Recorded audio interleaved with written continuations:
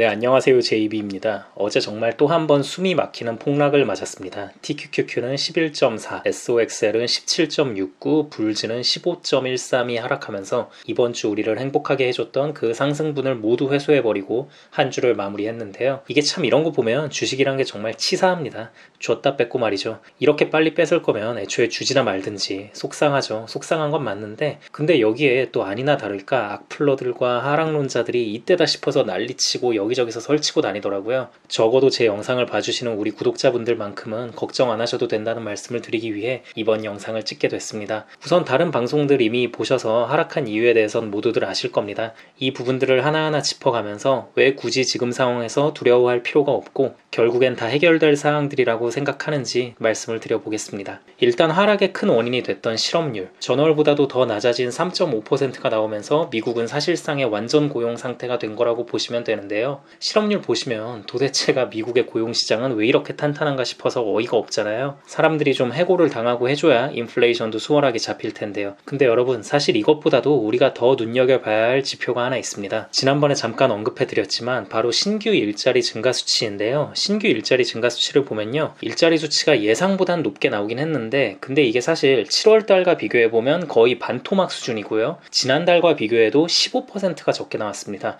그러니까 이게 무슨 말이냐면 기존의 직장을 가진 사람들이 일을 그만두지 않고 기업들 입장에서도 당장의 해고를 적극적으로 시행하고 있진 않아서 당장 9월의 실업률 수치는 적게 나왔지만 시간이 지남에 따라 결국엔 언젠간 실업률 수치 또한 올라갈 수밖에 없음을 의미합니다. 원래 기업들이 인원 감축을 할 때 당장 데리고 있는 인원부터 바로바로 잘라내고 내보내는 경우는 별로 없습니다. 우선은 신규 채용을 중단하고 그리고 이제 기존의 인력들도 내보내는 형식으로 진행이 되는 겁니다. 그러니까 이 부분도 그런 식으로 바라본다면 실업률 역시 시간이 지남에 따라 올라갈 것임을 충분히 기대해 볼 수 있습니다. 지금 연준에서 CPI만큼이나 간절히 기대하고 있는 수치가 실업률이잖아요. 실업률 5% 정도는 돼야 안심을 할 것 같은 분위기를 계속 풍기고 있는데요. 이런저런 상황을 볼 때 이건 머지않은 미래에 마주할 수 있는 수치라고 생각합니다. 자, 그리고 유가. 지금 원유도 생산량을 줄인다 어쩐다 하고는 있는데요.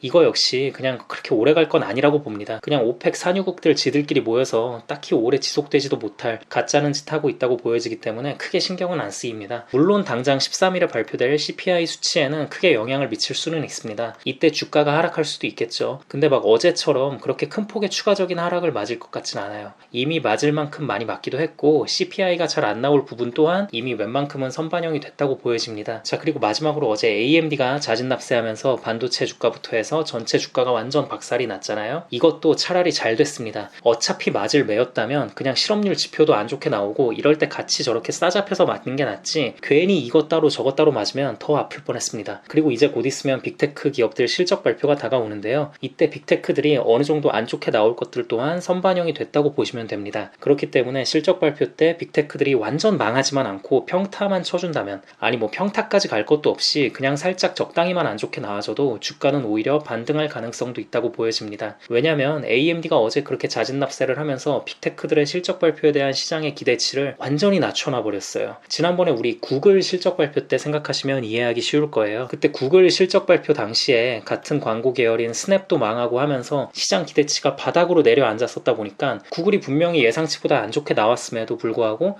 생각보단 안 망했네? 이 정도면 잘한 거 아니야? 라고 시장이 받아들이면서 구글이 막 미친듯이 올라갔잖아요. 그래서 이번 AMD에 의한 폭락도 그렇게 생각하면 오히려 가까운 미래엔 호재로 작용할 수 있을 것 같다라고 보시면 될 것 같습니다. 자, 여러분, 어제 맞은 게 좀 기분이 나쁠 수는 있습니다. 속상할 수 있죠.